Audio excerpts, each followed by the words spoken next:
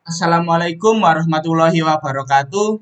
Saya Muhammad Iqbal Pratama dari kelas Ekonomi Pembangunan D, Fakultas Ekonomi dan Bisnis, Universitas Trunojoyo Madura. Saya dengan NIM 200 231 100 257. Di sini saya akan sedikit menjelaskan modal sosial dari mata kuliah Ekonomi Kelembagaan. Modal sosial sendiri yaitu norma atau nilai yang dipahami secara bersama oleh masyarakat yang dapat memperkuat jaringan sosial yang positif sehingga dapat terciptanya kerjasama yang saling menguntungkan. Saya akan memberi salah satu contoh modal sosial yang ada di sekitar saya. Di sekitar saya di daerah Kabupaten Gresik ada suatu desa yang bernama Desa Sekapuk di Kecamatan Ujung Pangkah di Kabupaten Gresik. Nah, Desa Sekapuk merupakan desa tertinggal, desa yang memiliki segudang permasalahan dari masa ke masanya. Di antaranya adalah kemiskinan, lingkungan yang kumuh, dan banjir, serta BUMDes yang stagnan dan tidak berkembang.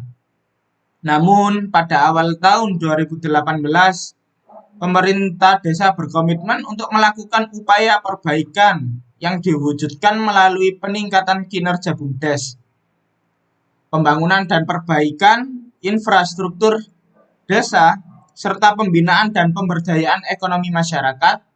Saat ini Desa Sekapuk merupakan desa mandiri dengan IDM 0,88% pada tahun 2020. Tidak berhenti di situ, Desa Sekapuk berinovasi lagi dengan deklarasi desa miliarder pada bulan September 2020. Kenapa bisa disebut dengan desa miliarder? Karena net profit dan omset dari BUMDes sudah meraih omset sebesar 11 miliar dengan keuntungan sekitar 45 miliar dari BUMDes.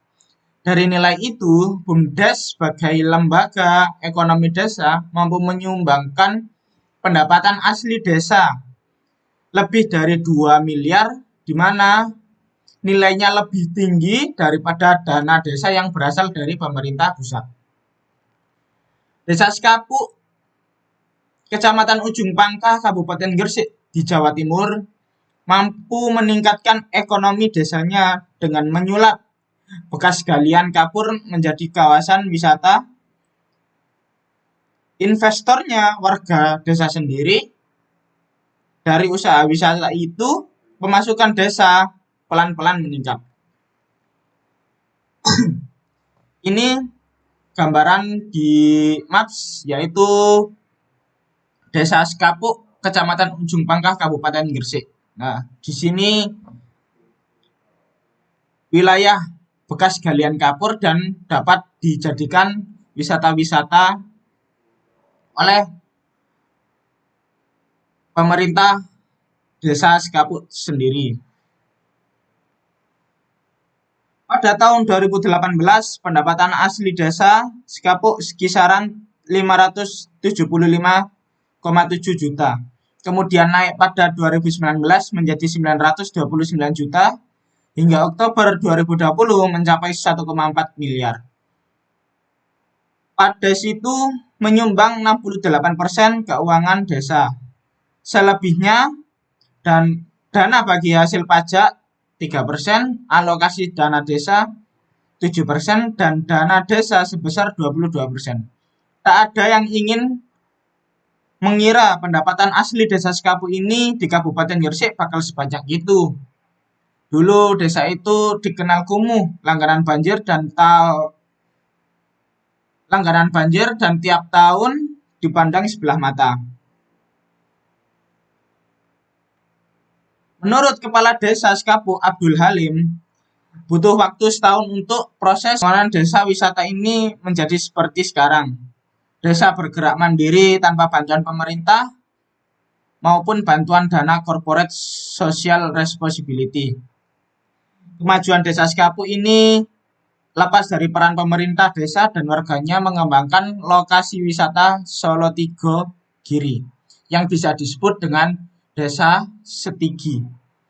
Bersama warga bergotong royong mengembangkan wisata bekas galian tambang kapur. Desa Sekapuk dikenal memiliki banyak bekas galian tambang batu kapur yang terbengkalai.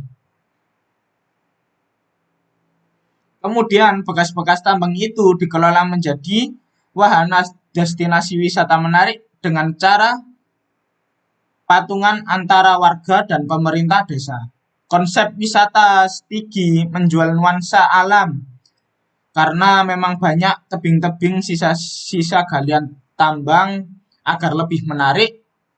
Kemudian dikembangkan dengan ornamen pahat, ada patung Gupala, Durapela, Candi Topeng, Nusantara, dan patung Semar. Lalu ada juga miniatur masjid Persis. Lalu ada juga miniatur masjid Persia dan Madinah. Kemudian rumah apung hingga patung Begawan. Banyak pengunjung wisata Setigi memamerkan suasana dan pemandangan melalui media sosial seperti Instagram, Facebook, dan yang lainnya.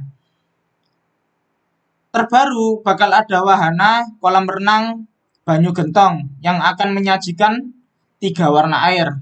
Selain itu, Setigi juga menyediakan pemandian khusus perempuan dewasa, pemandian syar'i, dengan syarat menutupi aurat dan berhijab. Menurut Abdul Halim sebagai kepala desa Sekapuk, wisata ini kami bangun sejak tahun kedua saya menjadi kepala desa dengan tema peradaban. Pembangunannya memakan waktu hampir 10 bulan, kemudian resmi kita buka tahun 2019. Konsep wisata itu ternyata bisa diterima warga dan masyarakat di luar desa. Dalam catatan Halim sebagai kepala desa, jumlah pengunjung rata-rata 28.000 per bulan. Dengan rata pengunjung yang terus naik itu, pemerintah desa dan warga kemudian merekrut tenaga-tenaga baru. Sekarang sebanyak 175 pemuda diperkerjakan dan terlibat langsung pengelola aset desa tersebut. Adapun biaya masuk pengunjung perorangan mencapai 15.000, sedangkan tarif parkirnya 5.000 untuk sepeda motor dan 10.000 untuk mobil. Menyulap bekas tambang galian kapur menjadi destinasi wisata membutuhkan persetujuan warga, baik dari sisi konsep hingga pendanaannya, melalui BUMDes dan patungan warga yang dikumpulkan dan dikonversikan menjadi saham. Pembangunan Setigi oleh tabungan investasi murni dari warga, komunikasi yang dilakukan dengan rapat rutin setiap tanggal 1 bersama pemerintah desa, BPD, BUMDes, dan RT. Setiap harinya 8.000 dan ketemu 2.400.000 satu tahun dengan mendapatkan 1 surat saham. Pembagian SHU pertama kali sudah dilakukan dengan kurang lebih 2.000 surat saham yang ikut memperoleh 500.000 sekian per surat saham. Namun pemegang saham terbanyak bukanlah pemerintah desa, melainkan warga desa. Presentasi kepemilikan saham 60% warga, sementara sisanya 40% pemerintah desa. Warga pemilik saham usaha itu setiap tahun akan menerima pembagian devisa. Warga yang menabung dan tidak mengambil uangnya selama setahun akan dimasukkan sebagai jenis investasi. Sebagai pentingnya, pemerintah desa Sekapuk akan memberikan surat saham kepada warga yang bersangkutan. Surat saham itu nantinya akan mencairkan dana hasil pendapatan laba wisata. Pembagiannya 60% untuk warga dan 40% untuk BUMDes. Semula Pemdes Sekapuk membuat peraturan 1 kepala keluarga hanya boleh membuka satu rekening tabungan. Namun seiringnya waktu, kesadaran warga untuk menabung makin sedikit jumlahnya. Kemudian per kakak diperbolehkan membuka tabungan lebih dari satu dan maksimal sebanyak 10 rekening tabungan. Sedangkan terkait transparansi anggaran, Halim sebagai kepala desa mengakomodasi melalui rapat bulanan warga di masing-masing RT. Dalam forum itu dibahas pelaporan dana dan perkembangan wisata di dalam warga berbentuk mempertanyakan jika ada kejanggalan. Komponen yang ada di dalam Desa Sekapuk Wisata Stigi di Kabupaten Gresik ini yang pertama fakta dan data. Fakta dan datanya, kepala desa memiliki nilai kepedulian sosial terhadap pembangunan desa dan masyarakatnya. Yang kedua, teori modal sosial. Teori dari unsur modal sosial sendiri adalah kepercayaan yang dibangun antara kepala desa dengan masyarakat itu sendiri. Yang ketiga, simpulan. Model pemberdayaan yang ada di Desa Sekapuk dibangun dengan prinsip kepercayaan, yaitu komunitas yang berperilaku sesuai norma yang ada dan jujur. Peran dalam program. Masyarakat memiliki kepercayaan yang tinggi terhadap kepala desa yang ingin memajukan Desa Sekapuk. Komponen yang kedua yang ada di Wisata Stigi Kecamatan Wisata Stigi Desa Sekapuk Kabupaten Gresik. Fakta data yang pertama, kegigihan kepala desa untuk membangun program wisata Stigi. Teori modal sosial yaitu semangat proaktif.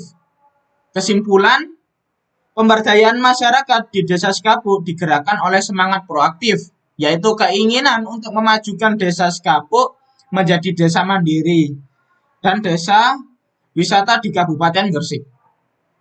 Peran dalam program komponen yang kedua ini, proaktif semua komponen masyarakat Desa Sekapuk berperan dalam mempercepat pelaksanaan program pemberdayaan dan senantiasa aktif dan gotong royong mencari jalan keluar untuk mengatasi masalah yang ada.